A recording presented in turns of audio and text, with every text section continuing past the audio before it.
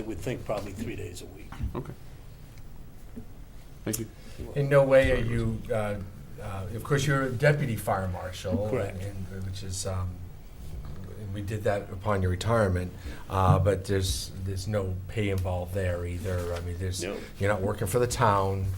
I'm won't have an I'm being office. sponsored by the town, Sponsored. so I can do this function, and that's what the MOU is saying that I'm sponsored by the town. You see that it has my own signatures at the bottom of it, Mr. Nickerson's, and then the Commissioner Dorsch. Terrific. From, Mrs. Hardy, any questions?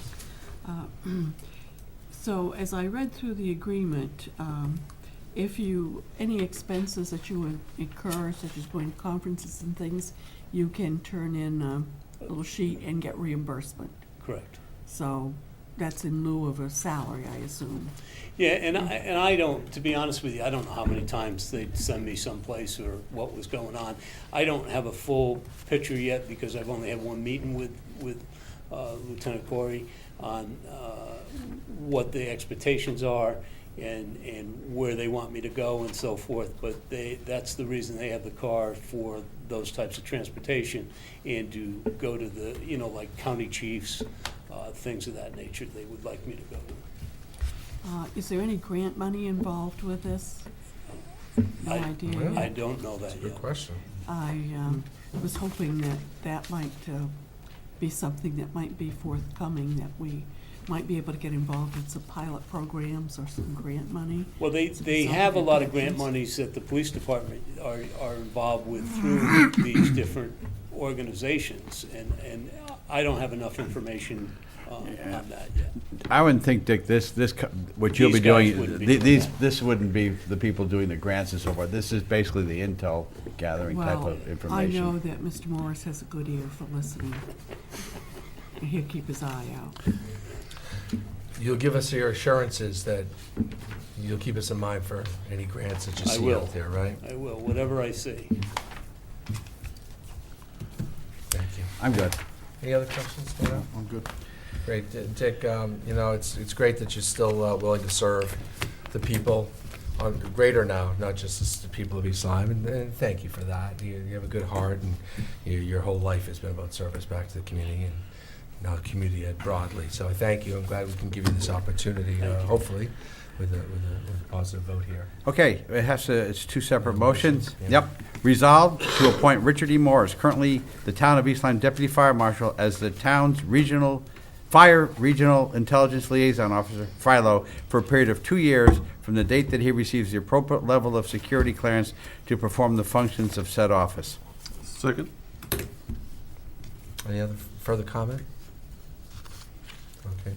Maybe you can report back to us in a period of time. Just tell us what you Sure. can tell us. You'll Well, be. I would think that when you have your open discussions on Yeah. the use of drugs in Yeah. here, that I would have some information for that group. The opioid forum that we have every couple of years. I would Yeah. think that would be something that Yeah. would be discussed, Terrific. certainly in the schools with this new program that they're Yeah. creating, that you would have information coming forth that's real stuff out of the major cities and so forth, that we would know the trends coming this way, and like the vapor and all that we talked about. I mean, it's a dangerous time for children. Hard time. Terrific. Thank you. Thank you again. All in favor, say aye. Aye. Aye. Any opposed? Any abstain? Terrific. And resolved that the East Lyme Board of Education hereby authorizes. Selectmen. Selectmen. You know, when you're on a board for as long as I was, like that, every so Did often you you. say education? Yes, I did, because he was talking about education and stuff like that. It's Dick's fault.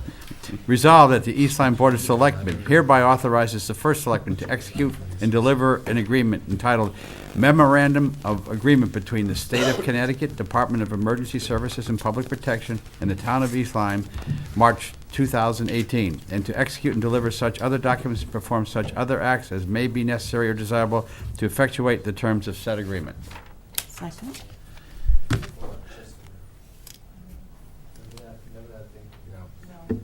Okay, let's do it next time. The motion's been seconded. Any other comment? Who's the second, I'm sorry? What was that? Thank you. Sorry. All in favor, say aye. Aye. Aye. Aye. Any opposed? Any abstaining? Again, good luck, Dick. Thank you for your Thank service. you, Dick. Appreciate it. Thank Thank you, you, Chris. Chris. I'm glad everything's going okay over there, huh? Yeah. You're wearing that jacket pretty good. Yeah. Fire Marshal, look at that. Seems to be a smaller It fits. size than the other one. There's a letter from the tax assessor. The final grand list figures are in your folder. I'll just just point that out to you, that you can, that's for your review. It will go right to ex officio reports. I'm reportless tonight. Wow. Wow. Did you travel with your students? Yes. We went to University of Pennsylvania for a model congress. Awesome. You get a And, good group this year. and all of their bills passed. That's And wonderful. we had 2 students on the Supreme Court, Excellent. Wow. and they actually arrived at decisions. Great, great. You're doing better than the governor. All right, Mr. Salerno, is there? a report? Yes, we had planning last night, and there was just a few referrals from zoning, and then just of note, they received 2 applications. One is the application for Spring Rock Road development, 23 lot re-subdivision. There was an application before, it was pulled, and now it's been updated and it's back. And there was a 3 lot subdivision for Walnut Hill. The only other thing I have is Thursday we have I guess tomorrow we have a meeting with the building commission. We got our bids back, as you know. Lily B. Haynes and Center School went out as a bid package. Flanders is and those we already received the bids in. Flanders is going out, and I think it's due in a week. We staggered them out just because there was a lot of stuff out on the street. Good news is the bids came in under budget, Great. and were the building commission. There was a few items on there that really needed to be addressed that was not in the original proposal, including a new fire alarm system, some thermostat control systems that are not going to, if we don't update them, they're not going to work with the new HVAC equipment we're putting in. And there was some other things that were really needed. So going in the budget is going to allow some of the safety issues and needed issues Thank goodness. to be resolved. So there still is contingency funds. Owners, there's still all the contingency, design contingencies gone. We still have contingencies in for the owner's contingency. So we feel like they feel like they're in good shape. We'll find out what's going to happen with Flanders, but hopefully what we saw with the other 2 schools will continue. So I think that's some good news. On the applications for planning, are those going to public hearing, or were they approved? No. Those are being scheduled for public hearing. Okay. Yes. Okay, just real quick, Parks and Rec, they have surpassed, since we are trying to sponsor that Miracle League field behind Flanders School, they have surpassed a fundraising level of $100,000 with some money they made from the mac and cheese event at Smith Acres a week ago Sunday, as well as a donation from Arthur Murray Studios for $2,000. So that's moving on well. And Parks and Rec is planning this week to do some, we're hoping to do some field maintenance and upkeep, but that has not happened. So that's it. So Board of Ed, I had that Monday night, but they had changed their agenda to, all they did was set the graduation date and discussed moving forward to when they're going to go over to public forums on the redistricting. So Tim Hagan said, there wasn't even a spot for board reports and so forth. So he said if I didn't feel the need to go, so I didn't. That's it. Okay. All right. Mr. Cunningham. Well, let's see. A couple of weeks ago, I attended the WellSco meeting, and there's been greater interest in those meetings because of the interest in developing experimental aquaculture projects in the river. WellSco is revamping their procedures for someone that would have an interest in developing that type of a project, and revamping their policy with respect to that. So they're trying to get it right and make the process identified so people that are interested know where to start. As far as Smith Harris and Historic Properties Commissions, we heard tonight that there is an interest in trying to raise money in various ways to support both the Smith Harris House and the other historic properties. Over the last few years, they've done this bike and barbecue event, and it's really starting to come into its own, and it's attracting more and more riders. This year, they're going to have a hiking feature associated with it, so I encourage those that are interested in either biking or hiking to maybe get involved and be a part of that in the fall when they have their event. And that's really, I think, going to become a good fundraiser for those properties. And that's about it. Great.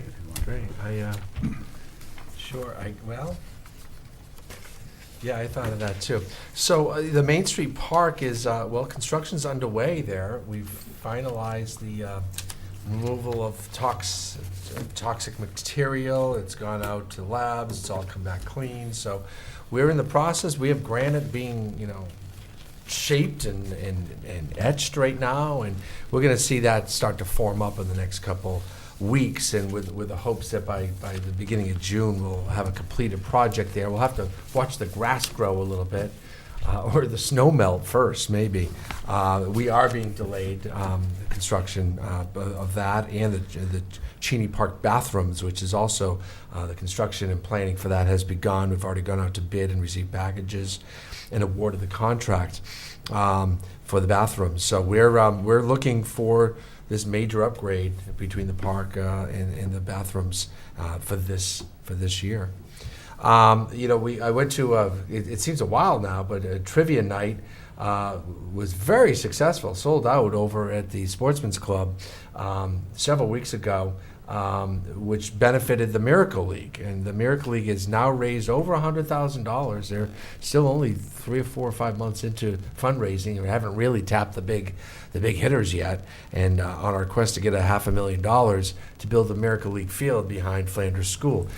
So they have surpassed the $100,000 mark, which is pretty impressive. So early on. I urge you to go to the Miracle League website or Facebook site, Miracle League of Southeastern Connecticut, and learn about it and maybe make a donation and step up there. The millstone drill we had last week, was it last week? 2 weeks ago, went splendidly, March 20th. No deficiencies. We have a crack staff. Our emergency team, with our new emergency director, Chief Finkelstein, they did an outstanding job. Thank you to the deputy for stepping in for me. And we again, high marks, some of the highest ever. The volunteer corps, as I put that out on the streets, I'm asking people to sign up at the East Lyme Town Hall website. There's a place to go for the volunteer corps, or just maybe Google that and maybe it would come up. You can place your name and some pertinent information, and then once a month or so, and we just put our first one out today, and it looked great. We have 5 or 6 or 10 opportunities for people to maybe sign up and be volunteers in our community and make our community better. And we're off to a great start with well over 100 people signed up, willing to step up. Dancing with the Stars happened, and that also, I think, is benefiting the Brian Daigle Foundation, and it addresses the opiate addiction. The opiate addiction thing and all that. Dancing with the Stars happened in Waterford. Did East Lyme win? No, I think it's a stacked deck. It is. 7 of the 10 judges were from Waterford, well, that's not right then. but it was a fantastic event. I've been to several CCM meetings concerning the state budget. I have all the pertinent bills that are being considered. If the Board of Selectmen would like a copy of this, Yes. look it over. We could scan it over to you, fax it, but let's talk after the meeting on that. Also, I have the report, the Commission on Fiscal Stability and Economic Growth. This is kind of a real far-reaching, highbrow, thought-provoking way of stimulating our economy in Connecticut instead of always chasing it and trying to fix something, but actually establishing a condition where businesses would want to come to Connecticut, can thrive, can introduce employment and labor and widgets and transportation improvements all the way down the line. It's kind of a highbrow 10-year plan. It's probably what we need to get out of the death spiral we're in, and it's the first half is frightening because it's all the statistics of where we are and how bad it is, and how much of our current budget it goes to debt paying, and how much it will in just a few short years, how more money will be going to pay the debt that we've incurred instead of today's expenses. And then there's really thought-provoking ways of fixing that. That is available on the web, but I could also make it available to the Board of Selectmen. I encourage citizens to read up on that. I met with Senator Chris Murphy yesterday, among others, on a transportation forum, just kind of talking about how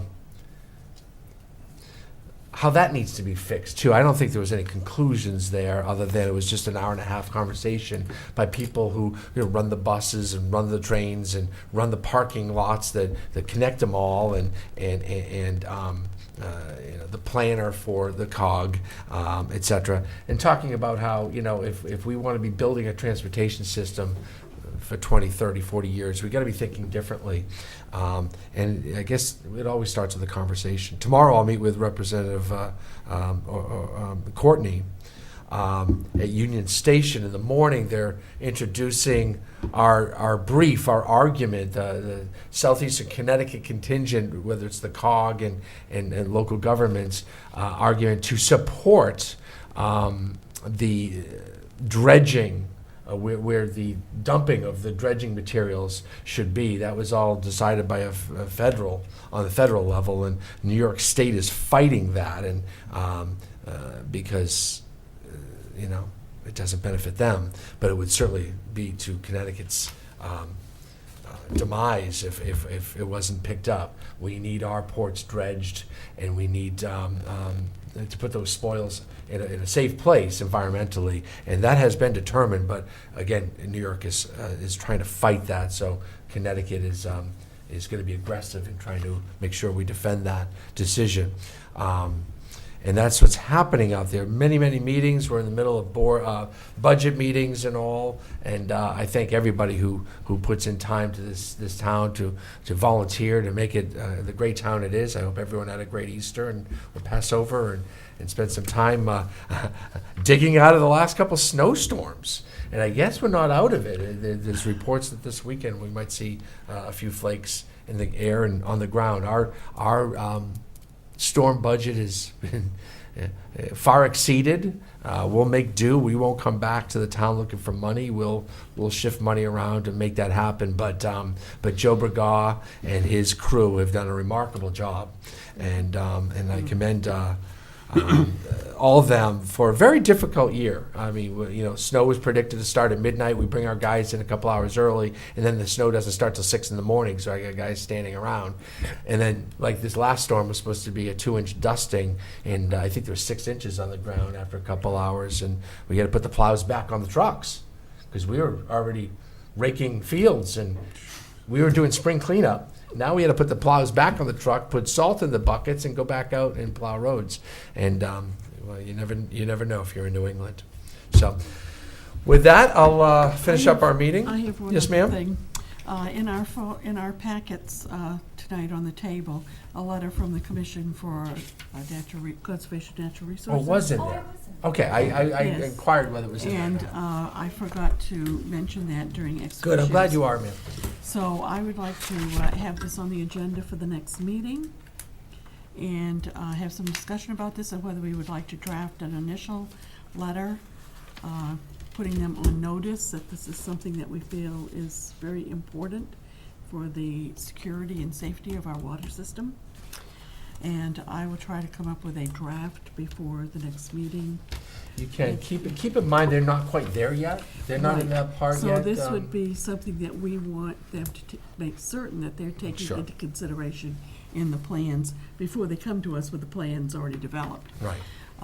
Now, in the single page that we got in our packets,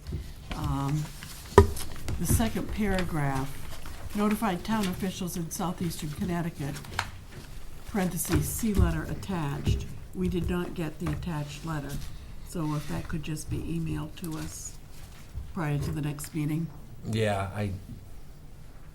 I think it was, yeah, we'll look for that. That's it. Thank you. Mr. Godbout, you look like you know that the public comment section's coming up. Yes, sir. You're welcome. Thank you. Dave Godbout, 15 Cardinal Road. I have noticed a few things. Last time I was before the board, in their last meeting, I was discussing the school safety that could be improved over at the high school. I have looked at the high school and have ideas in reference to how to improve that. Unfortunately, the board, after my last discussion here at the last meeting, it basically said that I committed the crime of breach of peace for even bringing up the subject matter. That's outrageous to even think that somebody exercising their free speech is a breach of peace, especially when they're talking about improving school safety. That's just outrageous. Why would the town want to close the door to the discussions of improving school safety? That's outrageous. I have noticed on several occasions that the town has threatened me with breach of peace just for asking for public records. The police chief, last week, we had a little discussion, and he thought that once you file a records request, that's the end of it, and you just have to sit on your hands until you never get records, basically. But that's incorrect. Under Connecticut law, you can file a records request for the same records again and again and again. So normally, if I don't get a record request response in a given period, a long period of time, I assume that the record request was either lost or tossed in the trash. So I just file a second record request for the same records. It's perfectly acceptable in the state of Connecticut. However, that's considered breach of peace here in this town, I guess, because I've been threatened with breach of peace for asking for a record a second time. And in fact, you can look at a record as many times as you desire, as you need to, in this state. It is not a one look and off you go, you never see the record again. That would be silly. Another thing that I noticed, I was here videotaping the public areas of the town hall, and the police were called. It was kind of odd. I asked the first selectman why the police were called, and it was said that the police were called simply because I was video recording and made the comment that, welcome to YouTube or something like that, when a person objected to my recording.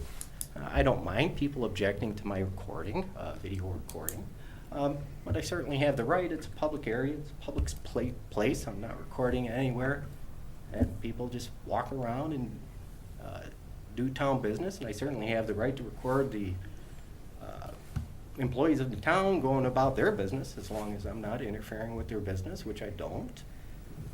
The police chief seems to think that when you're recording audio without the second party's permission, that's a crime in the state, but it is not.